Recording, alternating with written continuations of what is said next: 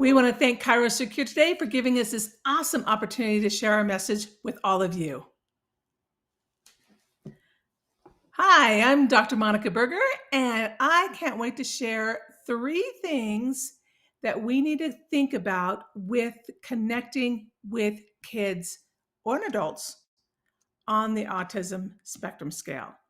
So today we're going to dive into an incredibly interesting topic that's been going on. Um, it's April, it's Autism Awareness Month. And I was teaching at the Medical Academy of Pediatric Specialties seminar a few weeks ago. We call it MAPS. And this interesting conversation came up when we're looking at connecting. And this is going to be our key word today. We're going to talk about 3 connections we want to consider when we're working with individuals on the autism spectrum. So, one, there's been an interesting set of a podcast going around called the Telepathy Tapes.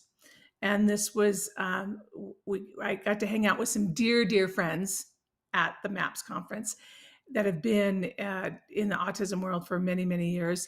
And from researchers to pediatricians to other chiropractors to you name it, it was just a beautiful blend of people there for the same cause. And the conversation of these telepathy tapes came up. So what are they? Well, I challenge you to go out there and listen to them. But essentially, it is a reporter and a neuroscientist that came together to explore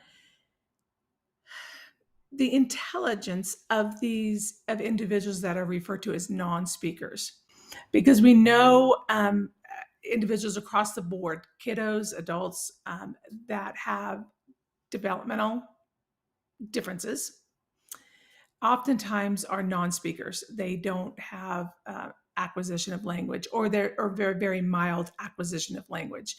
And so over the years, and since I've been in practice, right, I've been in practice over 34 years, I've seen the technology changes with helping those that don't have those verbal skills, anywhere from devices called talkers. In the school assisted programs, a lot of times they have a device called the talker, and teaching these individuals how to use this to help communicate. Now, since then, technology's advanced so greatly, right? So now we have computers and we have iPads and we have all these different accessories. And what's been so amazing is when these individuals that are able to finally talk through these devices and express themselves, what they're telling us.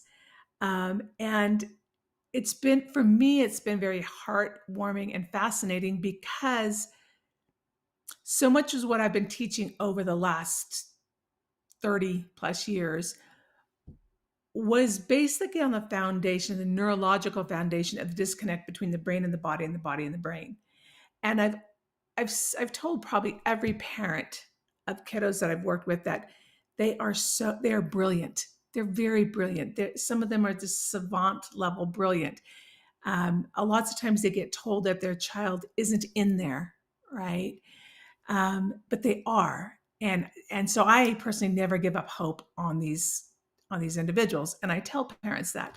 But now, what we're able to hear from so many of these individuals from themselves by using these assistive devices, and what they're telling the world is, it's just so heartwarming. And I'm going to cover 3 things that I've always taught in all of my programs, that I teach in my programs now, and that I try to employ myself in my practice, because I believe that these individuals are in there. They can express themselves to us if we listen.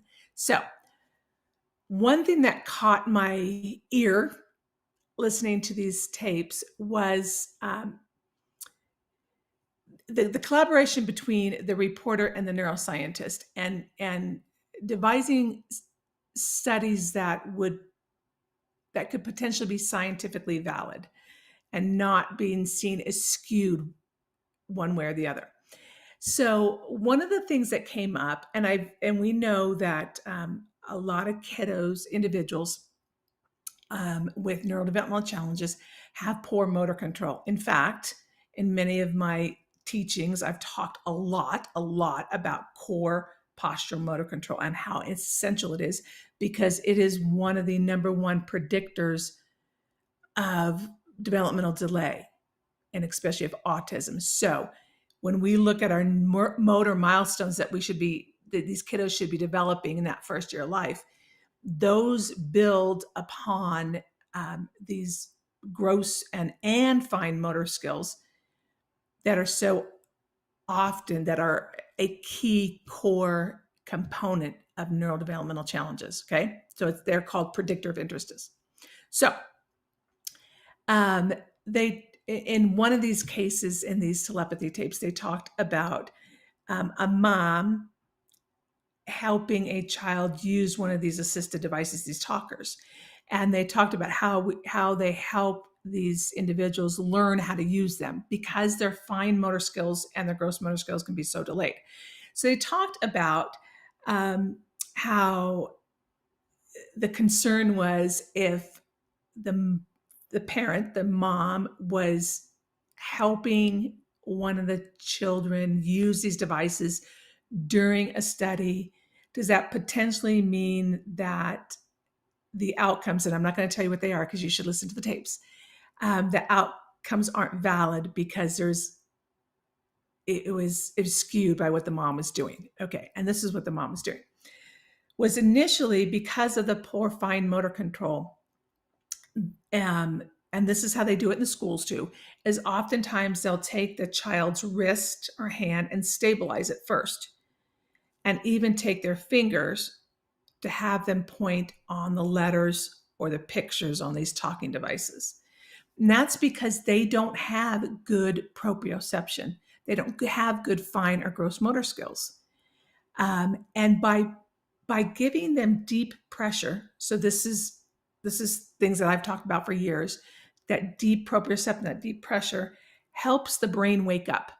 Basically, it's telling the brain, I have hands, I have fingers. How can I potentially use them when I'm doing a certain task? And by the caregiver or the teacher's aide or the parent, school or whatever, first assisting the child and giving that deep compression and helping them, that starts to build that motor pattern. So that brain is like, oh, waking up, I have fingers, how do I use them? So they would go from stabilizing the wrist to maybe the elbow to maybe the shoulder, and then maybe just putting some pressure on the forehead. And that is how we can help basically tell the brain what's going on. And it's called proprioception. So you got tactile and proprioceptive input, two key sensory systems that the brain needs to know where my body is in space. What limbs do I have? How do I move them? So I found that very interesting when they were talking about that study design and how they're getting these individuals to utilize these talking devices. And it's things that I've been teaching in my program for decades, right? So fine motor skills are lacking. How do we wake up the brain? How do we give them the tools and stair step them up to the point to retrain the brain to understand, to connect the brain to the body and the body to the brain? In one of the other segments, it was interesting again. And for me, it was so exciting because it's everything that from a left brain, scientific, logical reasoning part to hearing this from their perspective and their feelings. And it just, for me, was exciting to synergistically put this together. One of the other individuals in these tapes talked about just knowing that he had a body, and how to use it and move through space. And his brain didn't even realize that he had a body to use. Well, again, gross motor skills have to be on point. You have to have good core motor in order to get fine motor. These are such a common thread in individuals with neurodevelopmental challenges.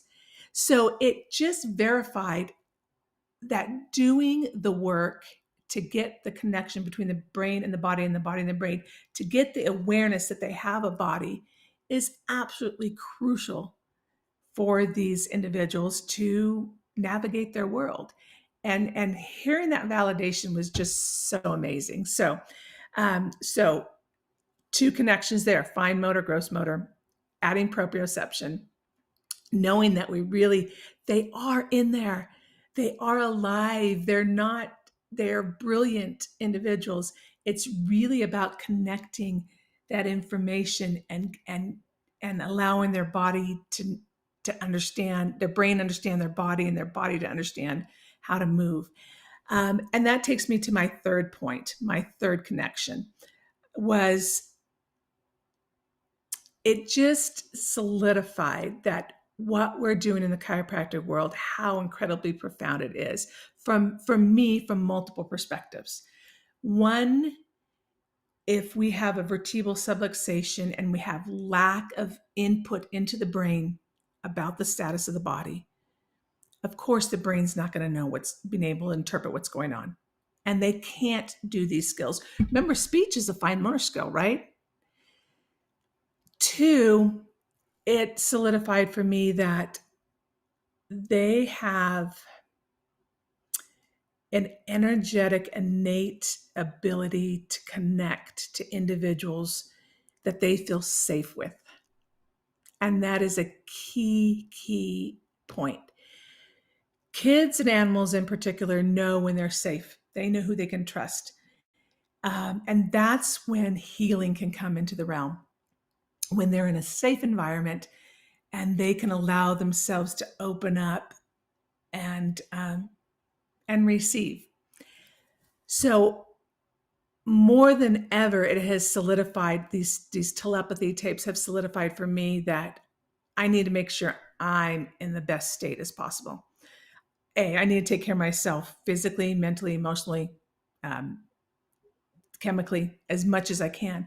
But when I'm there, when I'm in the practice and I have my hands on these individuals, whoever it is, whatever age they are, but especially those with maybe some developmental struggles or challenges, that I'm innately grounded and in tune as much as I can be with them.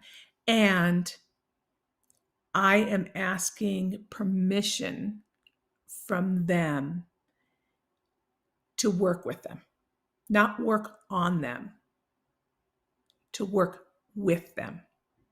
And I don't care what age they are. Just the other day, last week, I saw a baby and mom and worked on them with them at the same time. And this was a high risk little one. He's only 3 months old. It was a high risk little one. A bunch of complications anyway. And she had had a miscarriage at 15 weeks with a child prior to that anyway.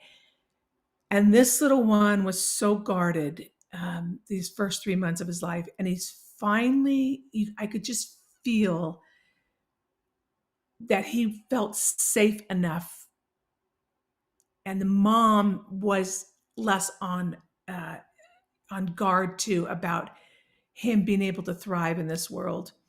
And they both just beautifully let go together. And so they returned again this week, and the mom was like, it was an amazing experience for 3 days after that. But I asked permission from mom and from this little 3-month-old to help them decrease the stress off their body, to allow their nervous system to regulate and heal. And it's a big difference when you approach it from that angle versus we're going in and we're doing what we want to do. So many of these kiddos, especially post-COVID age, are coming into this world so stressed out and so on cortisol drive and so rigid and so blocked. If we go in there too fast and too furious without acknowledging where they're at, where their nervous system is at, what is allowed at that point in time, we can blow those circuits. And I'm going to talk more about that in my next segment. Not today, but my next segment. I'm going to give you a specific case of a 10-year-old little pandas girl. So wrapping this up today, though, the three connections I want you to understand is A, motor skills are important that we've talked about before. Gross motor comes before fine motor, but how important it is to give them that deep, that tactile proprioceptive input to help them wake up their brain. In this case, they were able to start expressing themselves by using a talker, but we don't know the profound effects that can happen when we're allowing their brain to wake up to their body and other ways they're going to be able to express themselves. Two, these individuals are telling us now that we've been on point all these years, that they are in there. They just don't realize they have a body or how to use it. And again, if they're have vertebral subluxations, they're not going to get that afferent input to the brain to even know they have a body. And that's my third connection, is the power of chiropractic from all aspects, from the adjustment to the knowing, to you innately and energetically being on point, and the power that we have from a different viewpoint than so many other practitioners out there. So those are my three connections for this segment, and hopefully you enjoyed it. And hopefully it gives you a little bit of inspiration to know when you are working with individuals that have challenges, and especially non-speakers, the profound effect you can have on the lives of these individuals and giving them a life. So that's a wrap for me. So I'm Dr. Monica Berger, and join me at the Academy of Neurodevelopmental Practices, where we give you this and a whole lot more, and a lot of ways to implement these awesome neuromotor patterns needed for the first year of life. And that's a wrap. I want to thank ChiroSecure again. Elizabeth and I had a marvelous time spending it with you, and we will see you next month in May.